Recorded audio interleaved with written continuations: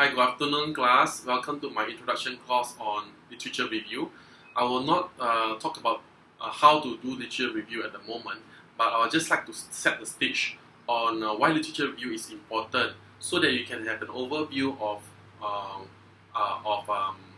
why we do it, and at the same time also how can you take this idea and apply in your own research. Okay, so now when we talk about the body of knowledge, we always refer that to as theories. Alright, so what is the broad knowledge out there? What is the broad of information out there? Okay, that is what we call access easily for you. Okay, we are living in a world where we call it we are information overload.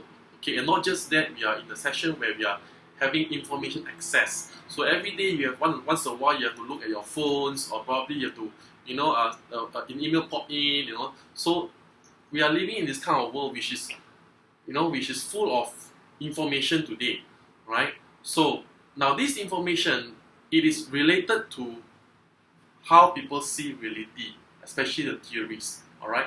Now in the scholastic world, okay, we always deal with two big words, which is epistemology, okay, which means basically how we came to know, alright, and ontology, alright. Ontology means it's about the nature of being, becoming, or the nature of our existence, alright. So how people see reality is basically fall back on these two areas where it is very technical in nature, but you have to understand roughly why we have to follow this, alright. Now, in reality and theory, what happens in between would be the practice, okay. So in terms of practice, it's like how people actually apply from theory to understand their reality, or how people move from practice to theory. So actually this is a cyclic, where I would say it is actually bidirectional. It's bidirectional, Okay, let me give you an example. Okay, if you look at Steve Jobs, okay, now Steve Jobs invented the iPhone, right? Okay, so before that, there is no literature for him to invent or manual for him to invent iPhones. But Steve Jobs is actually a dropout, right? He came out and through his own trial and error, he developed the iPhone, alright? But from the iPhone itself, people turn it back to theory because it is from those theories that people can reproduce again, right? So this is where I would say it's bi-directional, right? And sometimes in this interplay of theory, reality, and practice, that is where we come out with our own curiosity, alright? So when we do a literature review, always trace back to your curiosity of doing a research. Okay, what are you so curious about? So when you're curious about something, you will come up with a problem statement. Now, when you're curious about something, usually it will lead you to a lot of questions, right? So these questions, they are very cyclical to the body of knowledge. When you have questions, as a researcher, you will normally go back to the body of knowledge to find out if these questions are already answered, or if this question is answerable or not. So you have this cyclical, and some of these questions may be answered actually from the body of knowledge, and it comes back to you to a point where it reduces your questions, alright, that you come to a point where you also you are crystallized in your thoughts. Okay, you're crystallized in your thoughts, and you know which questions are not answered yet from the body of knowledge. Okay, and not only that, you can also give you determination to keep on finding something which is out there. Alright, so when you're conducting a research question, so what is so different with a normal question is that research questions demands you to conduct a research to find the answer. Alright, and then that is where questions will lead your thoughts to this tool, I feel. Now, when it comes to the body of knowledge, okay, you are doing exploration. So definitely you have to do a lot of reading, but as I mentioned earlier, you are doing, when you're Googling or when you're searching, one information or one website will lead you to another website. Another website will lead you to another website. So there is so much of information for you, and they are so networked together that you come to a point where you either end up with two things. Number one, you do not know how to organize it, or probably you are drowned with information. Okay? Now, always bear in mind that the reason why I'm doing this is for you to know the reasons, or to probably help you to know the end result of it. What do you want to achieve out of this? Number one, when you do the body of knowledge search, number one, you will always look at the topic of your research, search on the topic of research. Probably you have to search the variables, the theories that is relevant, and probably the context, you know. So if you do a body of knowledge, you understand how deep, you understand a little more about reality around you, okay, through theories, okay. And not only that, you will also realize who are the authorities in the field, okay.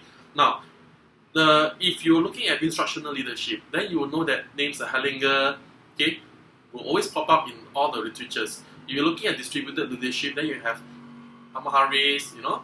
So these are all the authorities in the field which you must or definitely bump into when you do your literature review.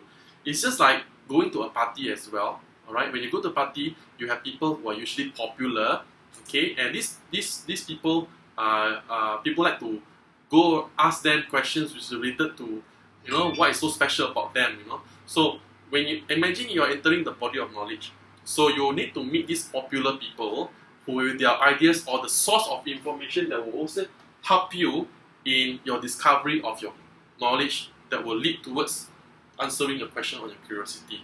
Okay, and when you're doing the body of knowledge search, you are also clear. You'll also be clear in terms of the processes or the process of the research methods that these authorities in the field use. All right, because these processes will help you eventually in designing your own research methods. Okay, so literature review does not necessarily mean it's only helping you in your chapter 2, but actually it helps you in many areas right towards the end as well. Okay, next one, findings from data. Okay, when you're doing literature review, you will get a lot of findings, and this data can sometimes be similar between scholar A and scholar B and scholar C. It can be dissimilar, and sometimes it can be contradictory. So when you have contradictory or dissimilar data, it becomes a reason for you to conduct the research. Now, this is very famous for hypothesis testing and things like that to want to confirm their body of knowledge. Okay. Now, lastly, the reason why people explore the body of knowledge is because they want to keep up to date or get up to real time the information that we have. It's always advisable for us to do literature review for the last 5 years, and you will need to chronologize your findings so that you will not repeat, you will not face the problem of someone asking you, hey, this research has already been carried out, there's no significance if you do it again. You know, so these kind of situations you need to be prepared to know, to explore the field of your research so that your research is worthwhile and significant. Okay, so we have bring you through the process last week briefly.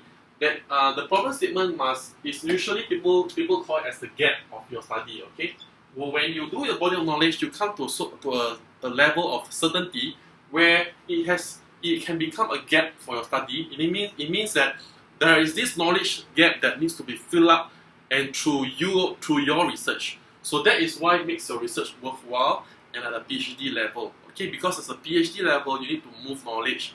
But in order to move knowledge, you need to identify the gap. Alright? Now, after you have a problem statement, you will design your purpose of study. Some people put research objectives together with purpose of study.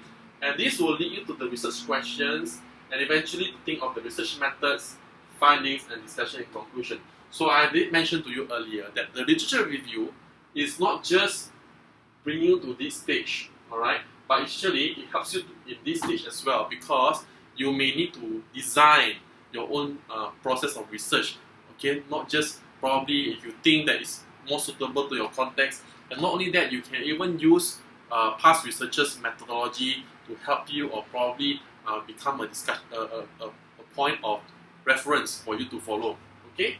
And findings and even discussion and conclusion. So this is definitely important again because as you conclude your finding and discussion, you would like to go back, you bring the reader back to theory, alright, and reality and also practice, because these three interplay of factors are very important because they will lay down your groundwork and also at the same time will assist you, okay, in achieving your dreams to complete your PhD. So thank you so much for your time. This video is made available voluntarily for you. Okay, if there's any comment, just leave below my videos. Thank you very much.